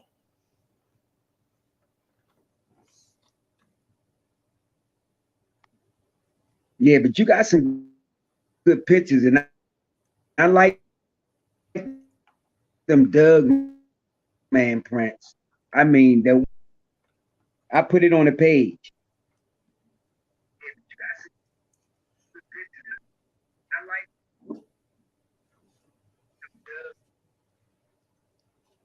right. Now your mics, put that mic back in the area where you had it in a good area. So can you hear me now? Yeah, that's good now. Okay. Yeah, but what I was saying, man, that's why I mean, I know a lot of pictures ain't gonna be clear, some gonna be grainy, but it's something about these cryptids, these creatures, whatever you want to call them, that it's somehow they know how to elude the camera. I'm not saying it's not no clear photos of some of these creatures out here because they are, and aliens too. You know, it's just amazing that some of the things that they do. And a lot of people get mad when you don't have a clear picture, but you gotta understand. The ones that seen Doug, man, the first thing on your mind is not taking a picture. The first thing on your mind is getting out of there.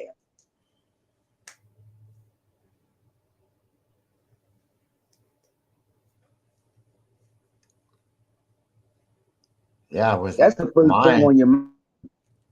Well, with my encounter with the dogman picture there, I always carried a camera and it always was right in this position. So when I turn, I take pictures and go home and start circling everything.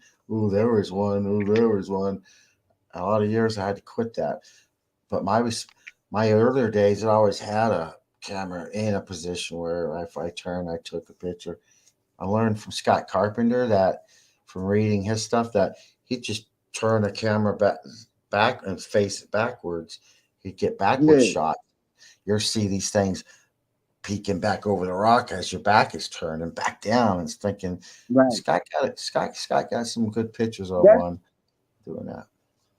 that's why I don't know why people still use them trail cams they put on the trees and everything, because them things know them they know what they are. That's why they avoid them. You could take 1,000 pictures and it'll walk around the opposite way, and you wonder why you catching everything else but it. Yeah. Their truck cams up for security reasons for um, put at the end of your road for Now, your I was gate. I was talking to an eyewitness earlier.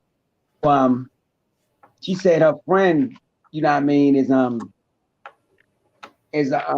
with the government, like some high military ranking officer or something, and he been telling her a lot of stuff about the stuff he's seen over in Afghanistan and um other countries and stuff like that. And I'm trying to get her to see if he will share some of those with me. And I talked to her earlier. She said that she will talk to him. So hopefully in the near future, hopefully next couple of weeks or month, we'll have a high ranking, you know what I mean, government official on here to talk about these things. Because he done told us some stuff that really messed my head up. And she asked me not to share it on the air. So I'm gonna give her that much respect because she listening now, but I'm gonna give Well, her that much respect. yeah, they're starting to come out with more and more releasing.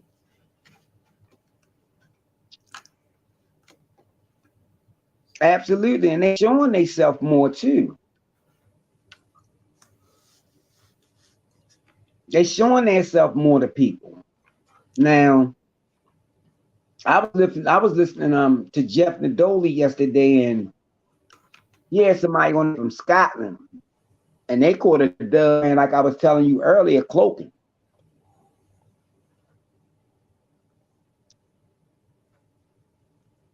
I mean, you can see it standing up there.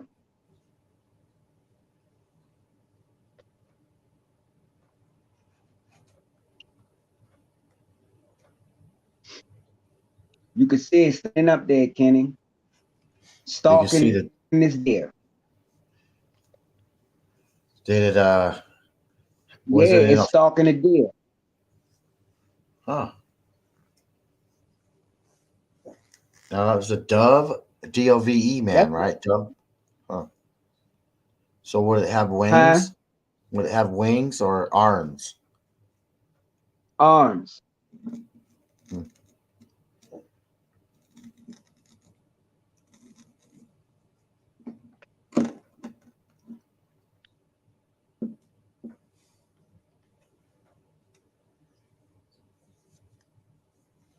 So what pictures intrigued you the most? What you saw so far? You think?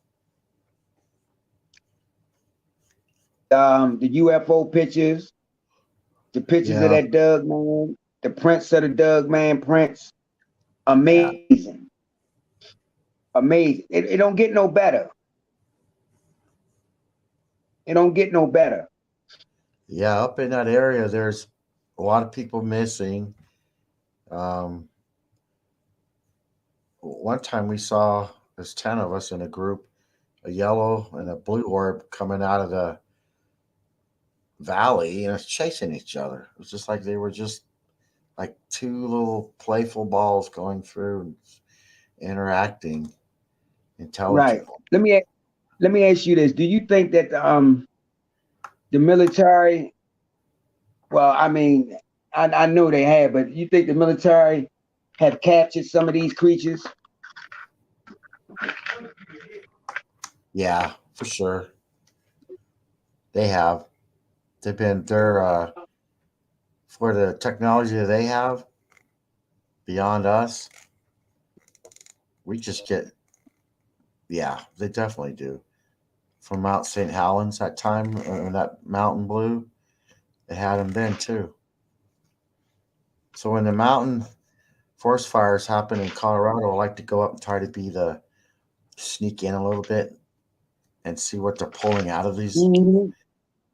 pulling out of these mountains on these fires. Now, I don't care what you are. If you're a human flesh, you got to get the fire. You're going to burn. If you're in spherical flesh, I guess you could go to your orb and fly away from the fire. I'm just saying. My Mount Right. St. Helens, they physically had body. They drug bodies off. They didn't draw Mhm. no spirit off. So how are they and what Now, are they? Scalesboro said that he have seen blue orbs before he have seen his Bigfoot encounter. There you go.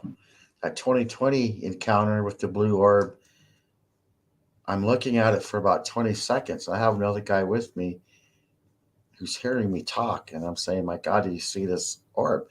And I'm seeing it on a Gen 3 scope, so I'm not seeing blue.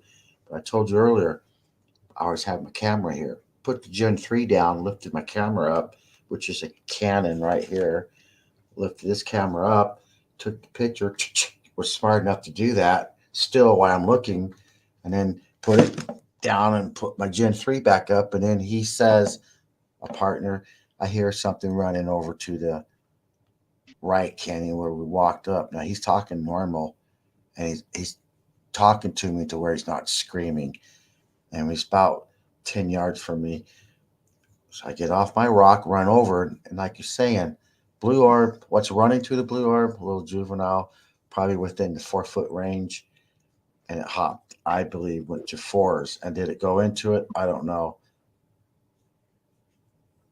But the sighting, the blue orb, when it opened, Art, the one who said it was coming up the ravine, I told him that night because his back was hurting. I said, dude, just take pictures. All you got to do is just take pictures. And he did. and he's taking pictures. He's smart enough to take the pictures as I'm talking. When he gets 12th frame, he gets that orb opening. So in the movie, they even say it. This may be the first time that we have a picture of a blue orb, and we have a picture of the blue orb opening and something going into the orb. So I knew then at that night when all this was happening, I had something that nobody else had. I had to get these guys off the mountain. I had a Navajo Indian with me too. It's just three of us. And we knew we had an experience that night. The Navajo wouldn't share. In the alien contact of the Rockies, we talk about the orb and what happened at night. They're going to see me and another guy in it. The third guy you won't see because he was a Navajo Indian guy and he didn't want to talk about what happened to him up there. So he was that freaked out about that night. He didn't want to talk about it no more. So is a blue orb associated with the Bigfoots? Also the Sierra Sounds. Ron Moorhead. I never knew this. Ron had a blue orb experience too before these Sierra Sounds. So what are the blue orbs? Well, when I had my interview a month later, and we were talking about the blue orb, and we're Somebody, doing, um, Kenny, yeah, Kenny, somebody want to know, was the orb floating or spinning? floating. You ever see the Wizard of Oz when she comes out of the Glenda, the good witch comes out of that bubble? It's coming down. It's like that. Yes, yes, But prior to doing yes, that, I've seen that. though, it looked like if you take your your toilet paper roll and look through it like that, and Uh-huh. then just surround it with trees like that. At first, I thought that's what got me. It was like seeing this a vortex, a hole, and it's just coming. Then it started doing this thing like I'm talking about, and that's why it was doing it. It was going that way towards that little one. That's why my buddy Art heard it.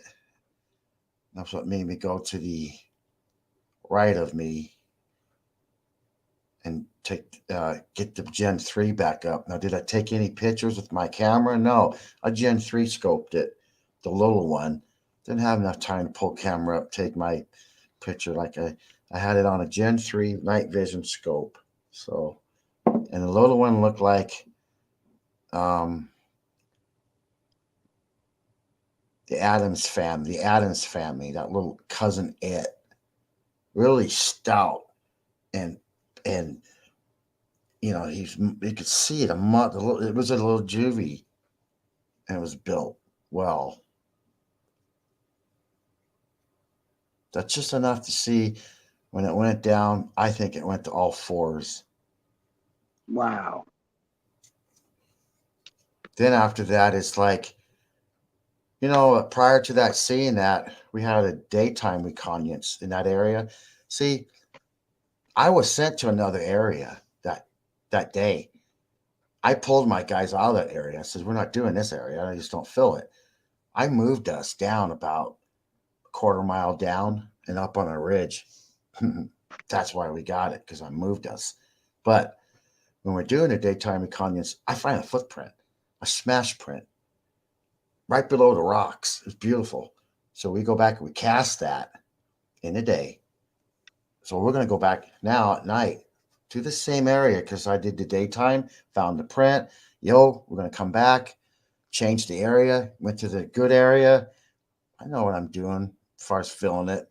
And when we went back that night to start the investigation, that print was pulled out of the ground and flipped up. And I couldn't see it at first. I go, where is it? And Art's like, it's right there, Ken, but it's flipped up. So the cast side was down with the ground side up. Maybe they didn't like that white. I don't know, but they just flipped it up, pulled it out, turned it, left it there. Whatever did. What was a mistake there Why didn't I set up a trail cam right there? I didn't. All I had to do is put a trail cam right there. It would have showed what the heck did that, right? See, you say don't use trail cams. Well, I didn't because of the reason that we don't. But I could have just to see what could have done that. But I took it as they did it. So I knew that night we were in for a good night. And then the Navajo friend went up onto these rocks above and played the drums. And he was playing his Indian heritage songs. During one of those songs, he was getting so frustrated I could hear him. And we come to find out he had forgotten one of the drum beats. He was getting zapped or sizzled. He was getting frustrated. He was getting angry. He's like, why can't I remember this drum beat? But when we got down in the car later on in the night and I settled everybody down and we got settled, he sat in the back and I could hear him playing the drums. And he's playing that tune right to the T. He goes, what was wrong with me up there? And I thought, in your Indian heritage, you must know about your spiritual side to this. I don't think he did. And then he freaked out so much he never ever came back. And so that night, after the footprint being turned, and we go back and have I see the orb, I see the little juvenile. We come back and we put all of our stuff together. It took about 3 months for everybody to kind of just get everything together because I was like, we have to. This happened to us, and we have to kind of get this in order to where. And Art, when he said he had the 12th frame in that picture of the opening, I thought, man, we've got something here we could show people, and scientifically in pictures, and we even got it all recorded. You can hear it crunching up the hill. We had a recorder going that night. So, but that area, I had camped there 2 nights before, right across the way. I didn't even know that Jim was sending me over to this area. He sent me almost to where I camped the 2 nights prior. So, when you said earlier about you got to connect with these things, have a little bit more of a connection with them, well, you do. Takes a lot of years though.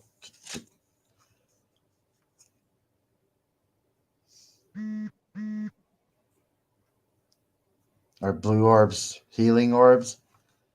Are red orbs menacing orbs? I don't know.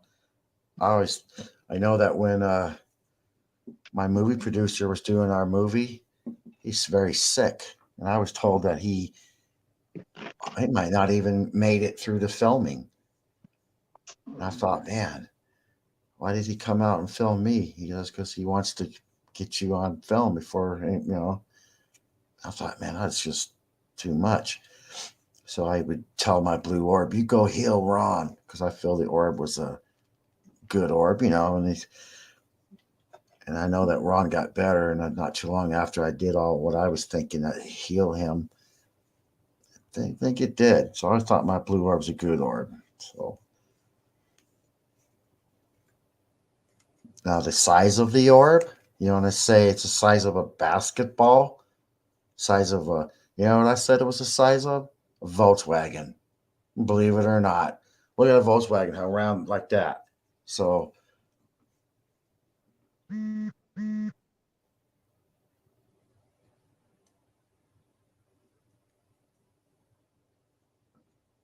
That's a big hole. yeah, or in a picture of my Canon, it takes up the whole frame.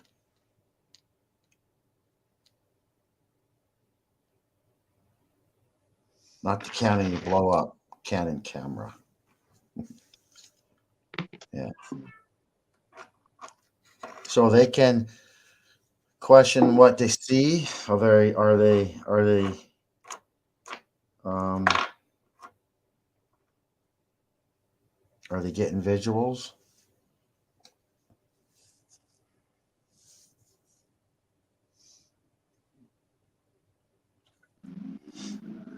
So in that place where I get the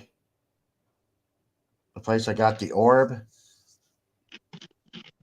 about a month later, that's when I go to the other area. And they're not in the same place. They're miles and hundreds of miles in apart, these two areas. So the blue orb happens. So I'm going to end my year 2020 up in this other area. So I do my footprints because each year I have to do footprint castings and see how big the family got each year up there. Well, this year the dang reservoir wouldn't drain, kept full all the time. It's never done that. Even the rangers don't understand why it stayed full.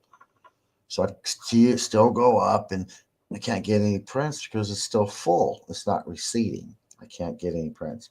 So I do something else. I do the voice that tells you what to do sometimes said stay up all night. Normally I like to go and from 10 o'clock to about midnight and attract them, have them come in to me, troll them in to your camp, and then shut camp down and then and just stay there. Let them come in and reside with you. But that year, I thought, well, why am I staying up all night looking at the stars? Well, about 5 a.m, dang ship came down across the way of this place called the Meat Pit. Now I'm looking at it, so freaked out, I can't find my camera. Finally, I get my phone up, and I get the last little seconds of it, and it stopped, and it was big as a football field, and it kind of looked like a the wing. It was like speared back, like a jet fighter, like those B-52s, and it went from 4 lights to 3 lights to 2 lights to 1. And you see it in these pictures. You guys will see this smorgasbord of pictures I sent. I hope one of you guys can see it in there somewhere, but I can't see nothing pointed out. So that's my first week after the orb, going up to that area and seeing that spaceship then. So I thought, well, I got something going on. So I go up a second weekend, and I set my trail cam up. We talk about trail cams, right? I set mine up at the base of my truck like this, and it's facing the tailgate. It's sitting on the ledge. I don't care if they take it. It's outside. I don't care. Just whatever. It's not inside the truck. It's outside, laying on the ledge. Put it that way. That particular night, I hear something under my tires. I'm thinking, what are they doing underneath my truck? Or something's there. I stay still, try so they can interact and not chase them off. I could hear them. Not much that night. I get up and I check around my tires. Them whoever took all my valve stems off my truck, and they were chrome. And I got these things months ago. I remember stopping at the auto parts store. I'm gonna get me some good chrome valve stems, kind of jazz my wheels up a little. You know what I mean? They took them all, and I thought, well, you better check your trail cam. So I checked it. Has a little picture of this thing, and it looks like this, and you can see the shoulders, and you see the neck, but you can't see from maybe this chin up, but you see the chest part right here. And it's color. It's just lizard looking color. I don't know. That's behind my truck. Trail cam takes that picture. Okay, so I got that the second weekend. So third weekend I go because I'm getting ready to leave. It's going to start snowing up there. Won't be able to get back up in there. I go around the reservoir. Them days it drained down. So I finally get the 13.5-inch 3-toed reptilian looking print and see the heel to the toes 13 inches and a half, 3 toes. I'm thinking, wow, look at what all I got in 3 weeks up here. This is going to finish my year. Well, little did I know, the buddy that I said earlier in that area, we have 2 reservoirs. I do one, he does the other. He's up there too. But during those 3 weeks, I'm calling him to have him come with me, and he won't answer me. He's doing something, blah, blah, blah. You know what? He's up there the same 3 weekends I was up there, and he wouldn't tell me because he had to sign a waiver the Coast to Coast radio station, he wouldn't talk about the alien activity that's going on up there to Coast radio station because they want all the listeners and all the money for you guys to pay to get these stories. I was so furious at my buddy for doing that. Why would you sign a waiver to not talk about what's happened to us up here when nobody else? They didn't do all these for those years. I did it, and then you came in out over me. But what he did was go to another area, which is fine.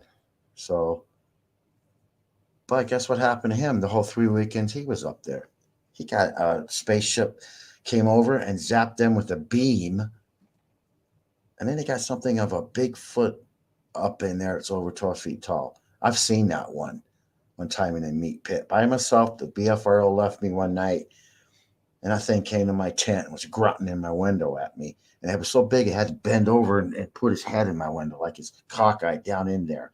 It's huge.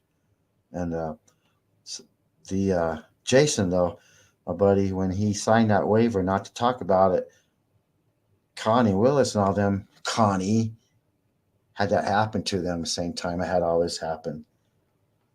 So that area was 2020 was a good year up there for sure. Two of us getting all the experiences, but we didn't know what each other was doing. So put two and two together, and it was like, wow, that was pretty amazing. So later on, Jason gets a bump in his elbow, and I get a bump too somewhere. So we're thinking we get implants. What the hell happened to us? He gets his removed. It's a bone spur in his elbow. But he talked about that for about 8 months. I didn't know about mine. I didn't say anything. I'm thinking, dude, you got a whatever in your elbow. I got a bump too somewhere. And it's like it happened shortly after the spaceship incident, the alien thing, that weekend. And the same with him. His is removed now. It's bone calcium. Mine's getting checked. See what I have. But the whole weird thing about mine is in that area that year, I casted a body cast. I casted a body cast of one jumping from one side of the river to the other, and it left an imprint of a body, male anatomy in that mud print that I casted. And but we'll talk later about that one. Okay. Yeah. Okay. Yeah. Let's wrap that. Okay. We're going to probably run out of storage, so I'll wrap it up. We're gonna Wasn't wrap quite this. sure. Yeah, we're gonna wrap this up. But anybody got one question before we do? I'm gonna have them back on though. And we're going to have the pictures in some type of order for you guys to. Well, you guys Yeah. pick the pictures you want, and we'll talk about it then.